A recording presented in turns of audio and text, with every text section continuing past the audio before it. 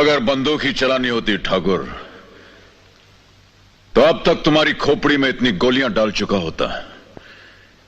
कि देखने वालों के लिए पहचानना मुश्किल हो जाता कि यह ठाकुर हंस की खोपड़ी है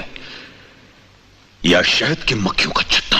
अगर बंदूक ही चलानी होती ठाकुर, तो अब तक तुम्हारी खोपड़ी में इतनी गोलियां डाल चुका होता कि देखने वालों के लिए पहचानना मुश्किल हो जाता कि यह ठाकुर हंस की खोपड़ी है या शहद की मक्खियों का छत्ता। अगर बंदूक ही चलानी होती ठाकुर, तो अब तक तुम्हारी खोपड़ी में इतनी गोलियां डाल चुका होता कि देखने वालों के लिए पहचानना मुश्किल हो जाता कि यह ठाकुर हंस की खोपड़ी है या शहद की मक्खियों का छत्ता। अगर बंदूक ही चलानी होती ठाकुर, तो अब तक तुम्हारी खोपड़ी में इतनी गोलियां डाल चुका होता कि देखने वालों के लिए पहचानना मुश्किल हो जाता कि यह ठाकुर हंस की खोपड़ी है या शहद की मक्खियों का छत्ता। अगर बंदूक ही चलानी होती ठाकुर,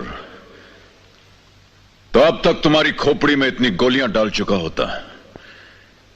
कि देखने वालों के लिए पहचानना मुश्किल हो जाता कि यह ठाकुर हंस की खोपड़ी है या शहद की मक्खियों का छत्ता। अगर बंदूक ही चलानी होती ठाकुर, तो अब तक तुम्हारी खोपड़ी में इतनी गोलियां डाल चुका होता कि देखने वालों के लिए पहचानना मुश्किल हो जाता कि यह ठाकुर हंस की खोपड़ी है या शहद की मक्खियों का छत्ता। अगर बंदूक ही चलानी होती ठाकुर, कि देखने वालों के लिए पहचानना मुश्किल हो जाता कि यह ठाकुर हंस की खोपड़ी है या शहद की मक्खियों का छत्ता।